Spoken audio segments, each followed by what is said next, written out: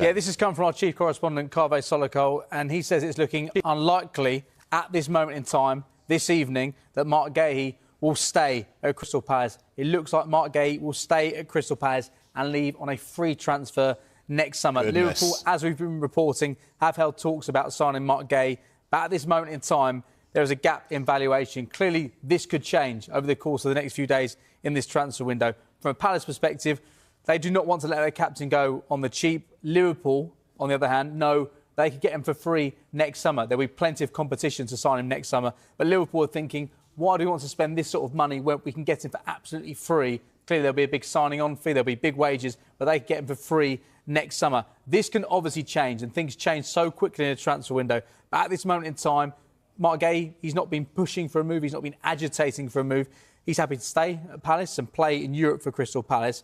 If Palace were able to agree a deal with Liverpool, then he would be happy to talk to them, but that has not happened right now. And Marc Guehi is in a situation where he is well aware there's a World Cup coming up next summer, as we've discussed, and there are multiple huge clubs in Premier League and in Europe that are aware that he is available as a free agent next summer if he doesn't sign a contract with Crystal Palace and he doesn't get a move this summer. Does that... Brinkmanship. Yeah, I was going to say, is it like what you said earlier, the fact that he's not guaranteed playing time what I would say as Liverpool. well, this feels like brinkmanship as well, because if this news is coming out that he's likely to stay, isn't that almost a message to any interested parties? Well, he'll be happy to talk to them if they can agree a deal, but they can't agree a deal. So for now, he's staying here and he'll leave on a free transfer.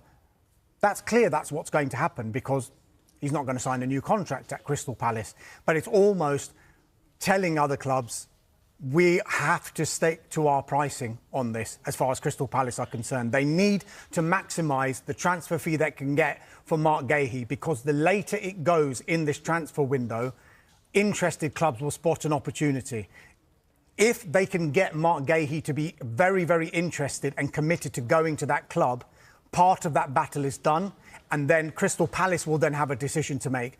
Right, Guehi actually does want to go. Are we going to have to now compromise on this price? This is the danger when a player reaches the final year of his contract.